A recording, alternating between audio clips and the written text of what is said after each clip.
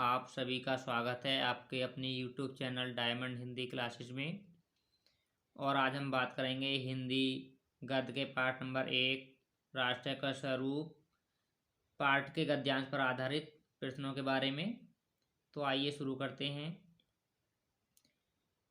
गद्यांश number 1 है भूमि, भूमि पर बसने वाला जन और जन की संस्कृति, इन तीनों के सम्मिलन से राष्ट्र का स्वरूप बनता है। भूमि का निर्माण देवों ने किया है, वह अनंत काल से है। उसके भौतिक रूप, सौंदर्य और समृद्धि के प्रति सचेत होना हमारा आवश्यक कर्तव्य है।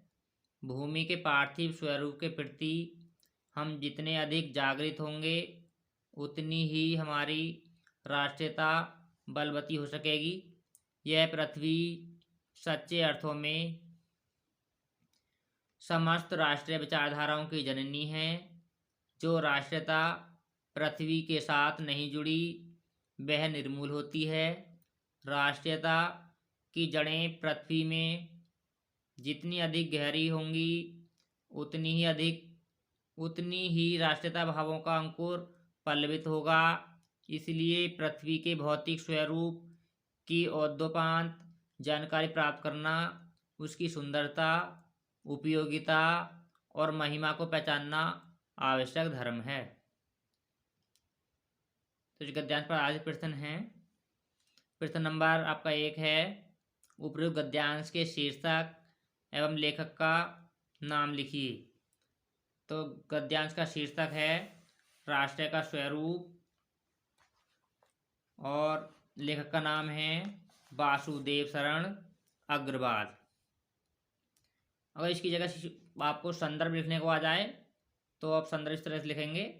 प्रस्तुत गद्यांश हमारी पाठ्य पुस्तक हिंदी गद्य खंड के राष्ट्र का स्वरूप नामक पाठ से लिया गया है।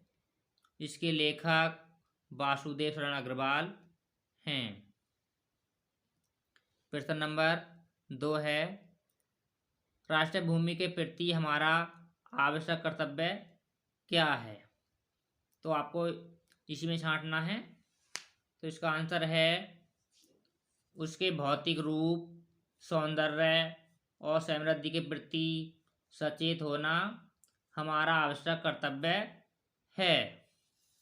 प्रश्न नंबर 3 है किस प्रकार की राष्ट्रीयता को लेखक ने निर्मूल कहा है। तो इसका आंसर है जो राष्ट्रीयता पृथ्वी के साथ नहीं जुड़ी वह निर्मूल होती है। प्रश्न नंबर 4 है यह पृथ्वी सच्चे अर्थों में क्या है। तो इसका आंसर देखेंगे। यह पृथ्वी सच्चे अर्थों में समस्त राष्ट्रीय विचारधाराओं की जननी है। प्रश्न नंबर 5 रेखांकित अंश की व्याख्या कीजिए। तो आपको रेखांकित अंश की व्याख्या करनी है। व्याख्या आपको यहीं तक करनी है, अंडरलाइन हो रही है।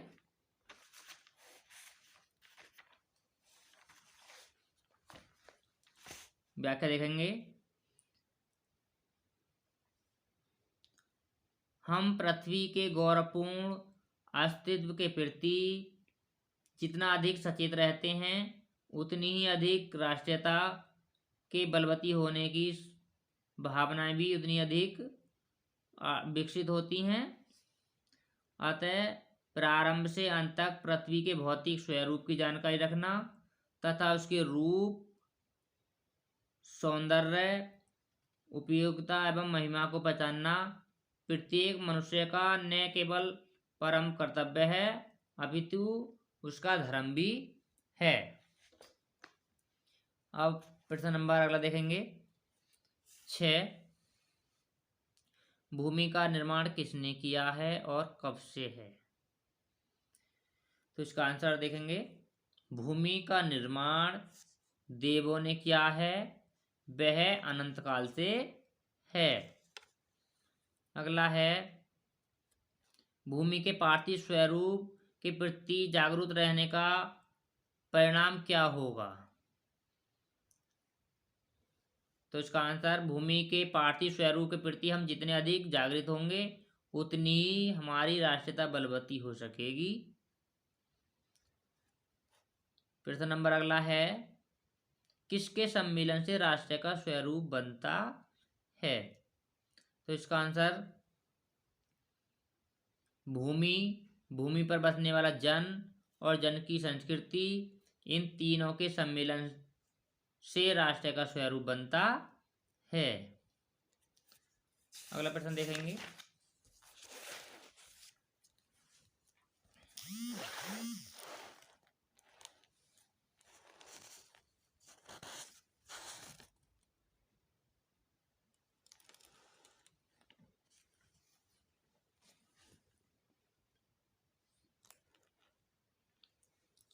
अगला प्रश्न है, यह पृथ्वी सच्चे अर्थों में किसकी जननी है? तो यह पृथ्वी सच्चे अर्थों में समस्त राष्ट्रीय विचारधाराओं की जननी है। हमारी राष्ट्रीयता कैसे बलवती हो सकेगी? तो ये वाला प्रश्न आपका अभी बताया था वही है, ये दोबारा आ गया है। अब अगला गद्यांश देखेंगे। अगला गद्यांश है आपका,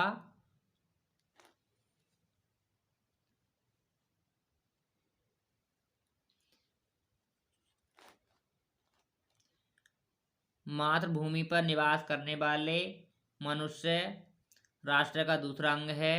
पृथ्वी हो और मनुष्य न हो तो राष्ट्र की कल्पना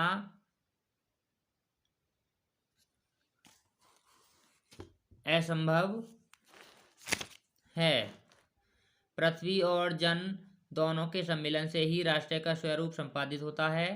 जन के कारण ही पृथ्वी मातृभूमि की संज्ञा प्राप्त करती है। पृथ्वी माता है और जन सच्चे अर्थों में पृथ्वी का पुत्र है। जन के हृदय में इस सूत्र का अनुभव ही राष्ट्रीयता की कुंजी है। इस भावना से राष्ट्र निर्माण के अंकुर उत्पन्न होते हैं। तो इसके प्रश्न देखेंगे। प्रश्न नंबर 1 है, पाठ का शीर्षक और लेखक का नाम लिखिए।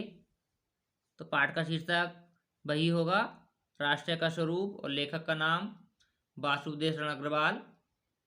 प्रश्न नंबर 2 है, राष्ट्र की कल्पना कब असंभव है? तो इसका देखेंगे आंसर, यानी राष्ट्र की कल्पना कब असंभव है। तो इसका आंसर है, पृथ्वी हो और मनुष्य न हो तो राष्ट्र की कल्पना असंभव है। अगला प्रश्न है, पृथ्वी और जन दोनों मिलकर क्या करते हैं? पृथ्वी और जन दोनों मिलकर क्या करते हैं? तो इसका आंसर है, पृथ्वी और जन दोनों के सम्मिलन से ही राष्ट्र का स्वरूप संपादित होता है। अगला प्रश्न है, पृथ्वी कब मातृभूमि की संज्ञा प्राप्त करती है? तो इसका आंसर है, जन के कारण ही पृथ्वी मातृभूमि की संज्ञा प्राप्त करती है। अगला प्रश्न, रेखांकित अंश की व्याख्या कीजिए। तो रेखा सबसे लास्ट में खींची हुई है, संज्ञा प्राप्त करती है, पृथ्वी माता है और जन सच्चे अर्थों में पृथ्वी का पुत्र है। तो आपको इतनी ही लाइन की व्याख्या करनी है। व्याख्या करेंगे। आपको व्याख्या यहाँ से करनी है जहाँ से विराम लगा हुआ है। जन के कारण ही पृथ्वी मातृभूमि की संज्ञा प्राप्त करती है और यह पृथ्वी सच्चे अर्थों में समस्त राष्ट्रीय जन की माता है और समस्त जन पृथ्वी का पुत्र है। तो आज की वीडियो में बस यहीं तक, और मिलते हैं अगले वीडियो में। और एक प्रश्न था आपका कल का, यानी इससे पहले वाले वीडियो का, वो था कि हिंदी के राष्ट्र कवि कौन हैं। जिसे पता है, जिसने मुझे कमेंट करा है वो ठीक है, जिसको नहीं पता है वो याद कर लें। तो हिंदी के राष्ट्रीय कवि जो हैं वो हैं मैथिली शरण गुप्त, यानी कि मैथिली शरण गुप्त को ही राष्ट्रीय कवि कहा जाता है। मिलते हैं अगली वीडियो में, तब तक के लिए सभी को नमस्कार।